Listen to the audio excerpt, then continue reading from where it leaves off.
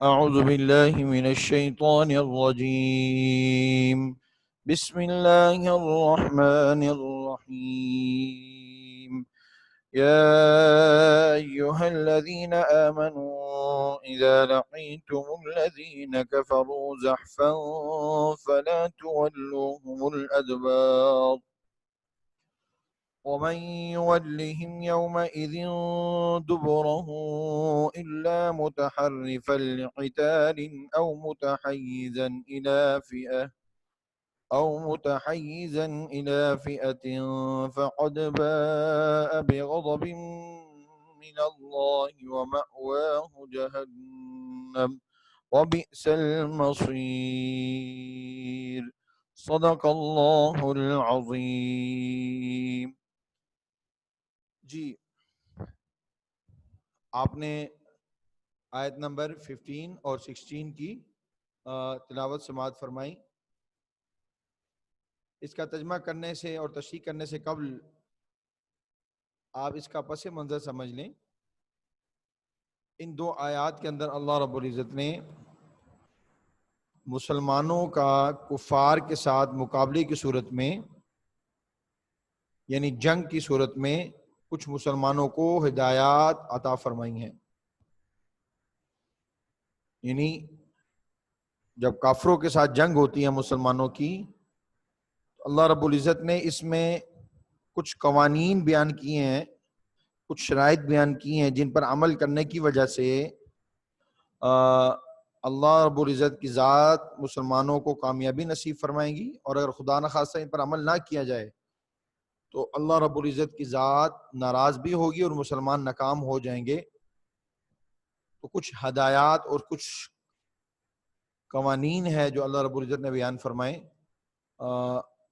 اس کو اگر آپ ترجمہ پڑھتے ہیں تو ساتھ ساتھ اس کو میں کھول کر بیان کرتا چلا جاؤں گا تاکہ آپ کے لیے آسانی ہو جائے. دیکھیے ترجمے کی طرف. سب سے پہلے لفظی ترجمہ اس کا، یا ایھا الذین آمنو، اے اہل ایمان. یہ ترجمہ بھی کر سکتے ہیں یا ایھا الذین آمنو، اے ایمان والو. یہ ترجمہ بھی کر سکتے ہیں. اذا جب، اذا جب، اے ایمان والو. اذا جب، اذا جب. یا ایھا الذین آمنو، اے ایمان والو. اذا جب، لقیتم، تمہارا مقابلہ ہو، یعنی تمہاری ملاقات ہو. لقیتم، تمہارا مقابلہ ہو، تمہاری ملاقات ہو.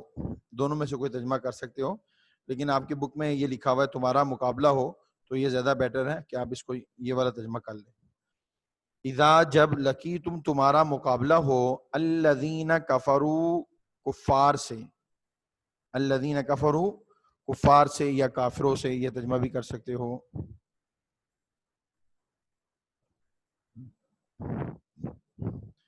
اذا لقیتم، جب تمہارا مقابلہ ہو، الذین کفروا، کفار سے، زحفاً. جی اس کے کئی ترجمے ہیں. ایک ترجمہ تو آپ کے الفاظ معنی میں آپ نے کل پڑھا، لشکر کشی کی صورت میں. لشکر کشی کی صورت میں، لشکر کشی کی صورت میں. اور ایک ترجمہ اس کا آپ کی یہ بک میں نیچے لکھا ہوا ہے، میدان جنگ میں. میدان جنگ میں. اصل میں اس کا لفظی ترجمہ ہے وہ لشکر کشی ہے. زحفن کا لفظی معنی لشکر کشی یا گھسٹ کر چلنے کو کہتے ہیں. جب بہت سارے لوگ مل کر ایک فوج اور لشکر کی صورت میں جب دشمن کی طرف بڑھتے ہیں نا، آپ نے کبھی دیکھا ہوگا جنگ، آپ نے دیکھی ہوگی اس کو ٹی وی کے اوپر، جنگ کو دیکھا ہوگا کہ جب اکٹھے مل کر بہت سارا لشکر چلتا ہے تو وہ چونکہ رش زیادہ ہوتا ہے تو اس لیے وہ آہستہ آہستہ چلتا ہے. یعنی وہ اکٹھے بھاگتے نہیں ہیں، بلکہ جب وہ چلتے ہیں تو وہ تیز تیز نہیں بلکہ آہستہ آہستہ چلتے ہیں، کیونکہ وہ اکٹھے مل کر چلتے ہیں تو ایسے لگتا ہے جیسے گھسٹ گھسٹ کر چل رہے ہیں. آپ نے کبھی اندازہ کیا ہوگا. بہرحال یہاں پر اللہ رب العزت نے یہ فرمایا کہ جب تمہارا کافروں سے مقابلہ ہوتا ہے میدان جنگ میں، یعنی لشکر کشی کی صورت میں، یعنی جب آمنا سامنا ہوتا ہے، تمہارے سامنے کفار کا لشکر ہے اور تم ان کا مقابلہ کرنے کے لیے آگے بڑھتے ہو، وہ صورت کو اللہ نے بیان فرمایا اور اس کو تعبیر کیا میدان جنگ میں، آسان لفظوں میں. اب یہاں سے دوبارہ میں ترجمہ کر رہا ہوں پیچھے سے. یا ایھا الذین آمنوا، اے ایمان والو، اذا لقیتم، جب تمہارا مقابلہ ہو، الذین کفروا، کفار سے، زحفن، میدان جنگ میں یا لشکر کشی کی صورت میں، فلا تولوہم، فلا تولوہم، تو تم ان سے نہ پھیرنا، فلا تولوہم، فلا تو نہ، تولوہم، تم ان سے پھیرنا، فلا کا مطلب تو نہ، تولوہم، تم ان سے پھیرنا، فلا تولوہم، تو ان سے نہ پھیرنا، الادبار، پیٹھ، الادبار، پیٹھ، الادبار، پیٹھ، فلا تولوہم الادبار. اب ترجمہ کیا ہوا کہ تم ان سے پیٹھ نہ پھیرنا، تو تم ان سے پیٹھ نہ پھیرنا. سمجھیے بات کو. دراصل اللہ رب العزت نے جنگ کا یہ پہلا قانون اور پہلا اصول بیان فرمایا ہے، اور وہ اصول اور قانون کیا ہے کہ جب دشمن سے مسلمانوں کا مقابلہ ہوتا ہے تو ان کو ثابت قدمی سے لڑنا چاہیے، بزدلانہ اور اس طریقے سے جو سنا خوف والی کیفیت نہیں پیدا کرنی چاہیے، بلکہ ڈرنا نہیں چاہیے، بلکہ دشمن سے لڑنا چاہیے. جیسے آج کل بڑا مشہور ہے ڈرنا نہیں لڑنا، آج کل مشہور ہوا ہوا ہے بڑا، ڈرنا نہیں لڑنا ہے. تو ڈرنا نہیں، مسلمان ڈرتا نہیں ہے. جیسے کہ ایک مرتبہ نبی اکرم صلی اللہ علیہ وسلم نے فرمایا ایک وقت آئے گا کہ مسلمان بزدل ہو جائے گا. تو پاس صحابہ بیٹھے تھے تو ان میں سے کسی نے عرض کی کہ اللہ کے نبی بزدل کیا ہوتا ہے؟ یعنی صحابہ اتنے بہادر تھے کہ ان کو بزدل کا ورڈ ہی نہیں پتا تھا، چہ جا کے ان میں بزدلی پیدا ہو جاتی. آج دیکھیں مسلمان بزدل ہو چکا ہے، فلسطین بھی ہاتھ آ گیا یہودیوں کے، کشمیر کے اوپر جو سہنا وہ ہندوستان قابض ہے، اور افغانستان، عراق اور اتنے سارے اسلامی ممالک ہیں، لیکن اس کے باوجود آج مسلمان چونکہ بزدل ہو چکا ہے، لہذا کفار ان کے اوپر غالب آ چکے ہیں. تو جب مسلمان بزدل ہوتا ہے اور ڈٹتا نہیں ہے، ثابت قدمی اختیار نہیں کرتا، تو اس وقت جو دشمن ہے، کافر ہیں، وہ غالب آ جاتے ہیں. تو اللہ نے کیا فرمایا کہ تم نے ان سے پیٹھ نہیں پھیرنی، یعنی ڈٹ کر مقابلہ کرنا، ڈرنا نہیں ہے، لڑنا ہے بلکہ ان سے. ایک حدیث میں آتا ہے نبی اکرم صلی اللہ علیہ وسلم نے فرمایا کہ تم اللہ سے خیر و عافیت مانگو، دشمن سے جنگ کرنے کا سوال نہ کرو اللہ سے، بلکہ اللہ سے خیر و عافیت کا سوال کرو. لیکن اگر تمہارا دشمن سے معاملہ سامنا ہو جاتا ہے، یعنی میدان جنگ میں مقابلہ ہو جاتا ہے، تو پھر اللہ کے نبی صلی اللہ علیہ وسلم نے فرمایا کہ تم ڈٹ کر ان کا مقابلہ کرو، کیونکہ جنت تلواروں کے سائے میں ہے.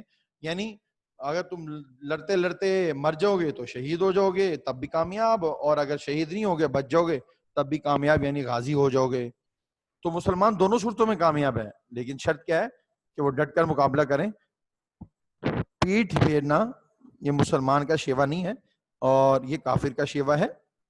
مسلمان اللہ کی ذات پر یقین رکھتا ہے، اللہ کی ذات پر بھروسہ رکھتا ہے، اور اللہ ہی سے ڈرتا ہے. قرآن مجید میں اللہ نے فرمایا واللہ احق ان تخشى، اور اللہ یہ حق زیادہ رکھتا ہے کہ اسے ڈرا جائے، اور کسی ذات سے اتنا نہ ڈرا جائے جتنا اللہ سے، اور اللہ ہی سے ہم کو ڈرنا چاہیے. اب اس کا بامحاورہ ترجمہ، امید ہے کہ آپ کو تشریح اس کی سمجھ آگئی ہوگی. یا ایھا الذین آمنوا، اے ایمان والو، اذا لقیتم الذین کفروا زحفا، جب میدان جنگ میں کفار سے تمہارا مقابلہ ہو، فلا تولوہم الادبار، تو ان سے پیٹھ نہ پھیرنا. یقیناً مجھے امید ہے کہ آپ کو یہ سمجھ آگئی ہوگی کہ اللہ نے پہلا قانون یہ بیان کر دیا کہ تم نے کفار سے جب لڑنا ہے، جب مقابلہ ہو جاتا ہے، تو تم انہیں بزدلی نہیں دکھانی بلکہ بہادری دکھانی ہے. اب اگلی آیت میں اللہ رب العزت نے اس کی سزا بیان کی ہے کہ جو مسلمان میدان جنگ میں پیٹھ پھیر کر بھاگ جاتا ہے، اس کی اللہ نے سزا بیان فرمائی ہے، اس کی اللہ نے سزا بیان فرمائی ہے. اور اس میں اللہ رب العزت نے دو صورتیں ایسی ہیں کہ جن کو اس سے مستثنا کر دیا ہے، یعنی ان کو نکال دیا ہے. تو اگر میں ترجمہ اس طریقے سے کروں گا کہ جیسے یہ یہاں پہ لکھا ہوا ہے تو آپ کو سمجھ جانا مشکل ہوگا. تو میں پہلے ترجمہ کروں گا یہاں تک، اور اس کے بعد یہ کنسرٹ دیکھیں میری، وَمَن يُوَلِّهِمْ يَوْمَئِذٍ دُبُرَهُ، یہاں تک ترجمہ کروں گا، اور پھر اس کے بعد یہاں سے ترجمہ کروں گا فَقَدْ بَاءَ بِغَضَبٍ مِّنَ اللَّهِ وَمَأْوَاهُ جَهَنَّمُ. پھر آپ کو آسانی سے سمجھ آ جائے گا. یہ جو دو ورڈ ہے نا، یہ الا متحرفا لقتال اور او متحیزا الی فئۃ، اس کا بعد میں کروں گا، یہ آپ کے لیے آسان ہو جائے گا ترجمہ سمجھنا. آپ ذرا توجہ کریں تو ترجمہ کو مشکل نہیں، آسان ہے. دیکھیے ذرا، ومن اور جو شخص اور جو کوئی، دونوں ترجمہ کر سکتے ہیں. ومن اور جو شخص اور جو کوئی، یہ ترجمہ بھی کر سکتے ہیں. آگے بک میں لکھا ہوا اور جو شخص، ومن اور جو شخص، یولہم، یولہم ان سے پھیرے گا، ان سے پھیرے گا. ومن اور جو شخص، یولہم ان سے پھیرے گا. یوم اذن جنگ کے روز، یوم اذن جنگ کے روز، یعنی اس دن، کس دن؟ جنگ کے روز. یوم اذن جنگ کے روز. ومن اور جو شخص، یولہم یوم اذن جنگ کے روز ان سے پھیرے گا، دبرہ پیٹھ، دبرہ پیٹھ، دبرہ پیٹھ. ومن یولہم یومئذ دبرہ، اور جو شخص جنگ کے روز ان سے پیٹھ پھیرے گا. دوبارہ پھر سمجھ لیجیے، ومن اور جو شخص، یولہم یومئذ جنگ کے روز ان سے پھیرے گا، دبرہ پیٹھ. اب آ جائیے یہاں پہ، یعنی پیٹھ پھیرنے کی سزا اللہ رب العزت نے یہ بیان فرمائی ہے. فقد تو پس یقیناً، فقد پس یقیناً، یعنی فقد وہاں پر آتا ہے جہاں پر اللہ رب العزت نے بات کو مضبوط کرنا ہو. یعنی جیسے ہم کسی بات کو، کسی کو کوئی بات بتاتے ہیں تو ہم کہتے ہیں کہ جی اس میں کوئی شک نہیں ہے، میں سچ کہہ رہا ہوں، میں یقیناً میں سچ کہہ رہا ہوں. تو اللہ رب العزت کی ذات کے لیے اللہ اس کی محتاج نہیں ہے کہ وہ کسی بات کو بتانے کے لیے وہ بے شک یا یقیناً کے ورڈ لائے، لیکن اللہ رب العزت یہ اس لیے بیان فرماتا ہے تاکہ ہمیں یقین ہو جائے، کیونکہ ہم بڑے کمزور ہیں. فقد پس یقیناً باء بغضب من اللہ، باء اور گرفتار ہو گیا. باء کا مطلب لوٹا یا گرفتار ہو گیا. باء فقد باء پس یقیناً، پس یقیناً گرفتار ہو گیا، بغضب من اللہ، اللہ کے غضب میں، اللہ کے غضب میں، اللہ کے غضب میں. اب دیکھیں ترجمہ، فقد باء بغضب من اللہ، تو بس یقیناً وہ گرفتار ہو گیا اللہ کے غضب میں، یعنی اللہ اس پر غصے ہوا، اللہ اس سے ناراض ہو گیا، یعنی اللہ کا اس پر غصہ ہے. جیسے ہم سورہ فاتحہ کے اندر پڑھتے ہیں، غیر المغضوب علیہم، جن پر اللہ کا غضب نازل ہوا. ومأواہ، ایک تو یہ اس کی سزا ہے کہ جب وہ پیٹ پھیرے گا تو اللہ کے غضب میں گرفتار ہو جائے گا، اور دوسری سزا اخروی سزا ہے ومأواہ، اور اس کا ٹھکانہ. مأوا کہتے ہیں ٹھکانے کو، مأوا کہتے ہیں ٹھکانے کو. وا کا مطلب اور، ہو کا مطلب اس کا، ومأواہ اور اس کا ٹھکانہ. وا کا مطلب اور، مأوا ٹھکانہ، ہو کا مطلب اس کا. کس کا؟ یعنی جو پیٹھ پھیرے گا. ومأواہ اور اس کا ٹھکانہ جہنم، دوزخ ہے. جہنم، جہنم بھی ترجمہ کر سکتے ہو اور دوزخ بھی ترجمہ کر سکتے ہو. جہنم، جہنم ہے، دوزخ، دوزخ ہے. دونوں میں سے کوئی ترجمہ بھی آپ جو آپ کو آسان لگتا ہے لکھ سکتے ہیں. اب ترجمہ کیا ہوا؟ مأواہ جہنم اور اس کا ٹھکانہ دوزخ ہے. وہ کیسی ہے دوزخ؟ اللہ نے آگے بیان کر دیا کہ وہ دوزخ کیسی ہے. وبئس المصیر، وبئس المصیر، وا کا مطلب اور، بئس کا مطلب ہوتا ہے بہت بری، المصیر جگہ، وبئس المصیر اور وہ بہت بری جگہ ہے. وبئس اور المصیر، وا کا مطلب اور، بئس المصیر وہ بہت بری جگہ ہے، اور وہ بہت بری جگہ ہے۔ اب دیکھیں ذرا ترجمہ، اس کے بعد پھر وہ جو دو ورڈ ہم نے درمیان میں چھوڑے ہیں اس کا ترجمہ میں کرتا ہوں۔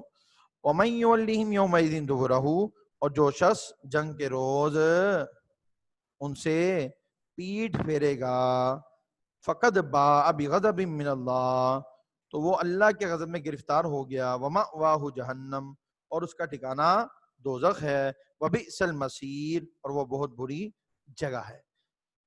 اب یہاں تک امید ہے آپ کو سمجھ آ گیا ہوگا۔ اس کے اندر یہ دیکھیں، یہ دو صورتیں ایسی ہیں کہ جن دو صورتوں میں اگر کوئی پیٹھ پھیرتا ہے تو اس کا پیٹھ پھیرنا جائز ہے اور اللہ اسے ناراض نہیں ہوگا۔ بات سمجھ آئی میری؟ یہ جو دو صورتیں بیان ہونے لگی ہے، یہ دو صورتیں استثنائی ہیں، یعنی اللہ نے ان دو صورتوں کو اس کے اندر سے نکال دیا، پیٹھ پھیرنا کے اندر وہ شمار نہیں ہوں گی وہ دو صورتیں۔ ان دو صورتوں میں اگر وہ بھاگتا ہے پیچھے کی طرف، پیٹھ پھیرتا ہے، تو وہ پیٹھ پھیرنا شمار نہیں ہوگا اور وہ جائز ہے، ناجائز نہیں، آرام نہیں ہے۔ وہ پہلی صورت کیا ہے؟ الا متحرفا لقتال، الا سوا، الا سوا متحرفا لقتال، جنگی چال کے طور پر، متحرفا لقتال جنگی چال کے طور پر۔ یاد رکھیں، جنگیں صرف طاقت کے زور پر نہیں جیتی جاتی، بلکہ جنگیں جو سے ہے وہ مہارت اور تجربے کی بنیاد پر بھی جیتی جاتی ہے، جس کو ہم اردو میں کہہ سکتے ہیں، ایک لفظ استعمال ہوتا ہے چکما دینا، دشمن کو چکما دینا، دشمن کو کنفیوز کر دینا، جس کو انگلش میں کہتے ہیں کسی کو کنفیوز کر دینا، یعنی اس طریقے سے وہ پیچھے ہٹا۔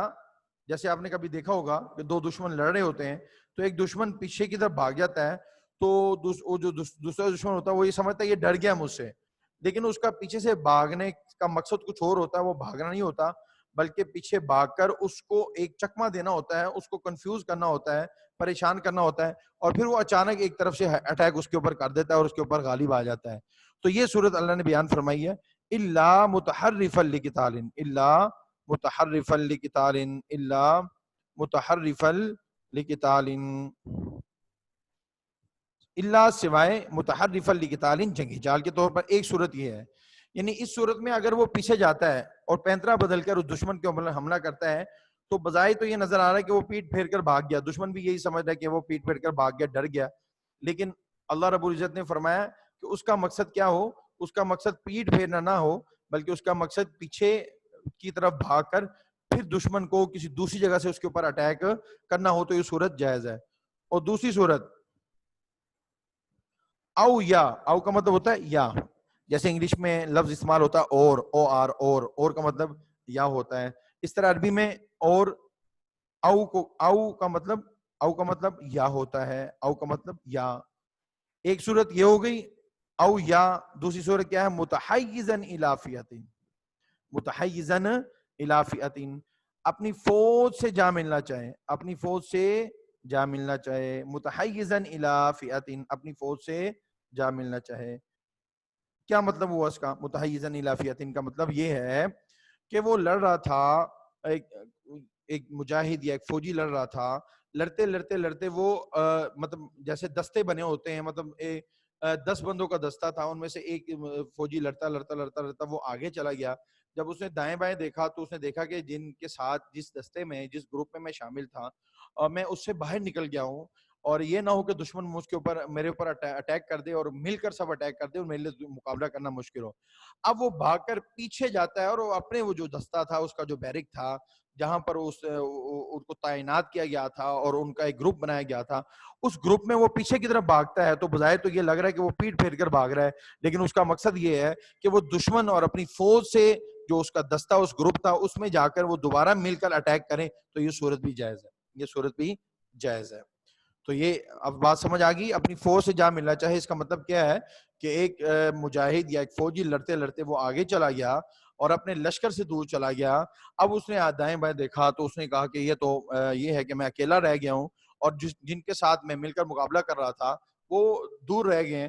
اب وہ دوبارہ پیچھے کی طرف بھاگتا ہے اور جا کر اپنی فوج سے ملتا ہے اور مضبوط ہو جاتا ہے مزید، اور مل کر اٹیک کرتے ہیں، تو اتفاق میں برکت آپ نے پڑھا ہوگا، جب وہ مل کر اٹیک کریں گے تو ان کے لیے مقابلہ کرنا بھی آسان ہو جائے گا اور دشمن کو جو سا مارنا بھی آسان ہو جائے گا اور کوئی زیادہ ان کو نقصان بھی نہیں پہنچے گا، بنسبت اسی کہ ایک بندہ اکیلا لڑتا رہے تو اگر 3-4 بندے 5 بندے 10 کافر اس کے اوپر آ جاتے ہیں تو اس کے لیے لڑنا مشکل ہو جائے گا، اس کی جان کو بھی خطرہ ہے۔ تو یہ 2 صورتیں۔ اب مجھے امید ہے کہ آپ کو سمجھ آ گیا ہوگا کہ یہ 2 صورتیں اللہ تعالیٰ نے اس سے نکال دی اور پھر اللہ نے آگے بیان فرمایا کہ وہ اللہ کے غضب میں گرفتار ہو جائے گا ان 2 صورتوں کے علاوہ۔ ایک صورت جنگی چال کے طور پر، ایک صورت اپنی فوج سے جا ملنا چاہے، ان 2 صورتوں کے علاوہ اگر وہ پیٹ پھیرتا ہے تو اللہ کے غضب میں گرفتار ہو جائے گا۔ اب میں اس کا باماورہ ترجمہ کرتا ہوں۔ اب باماورہ ترجمہ اس طرح کروں گا کہ ان 2 صورتوں کو درمیان میں بیان کر کے ترجمہ کروں گا تاکہ آپ کو مزید اچھی طریقے سے سمجھ آ جائے۔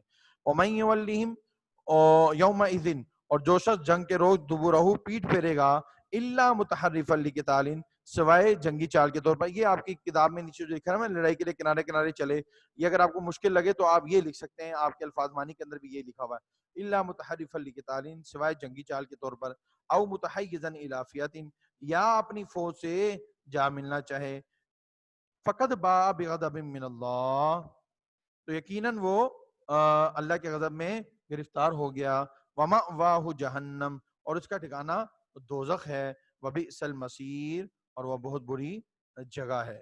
یقیناً آپ کو یہ سمجھ آ گیا ہوگا۔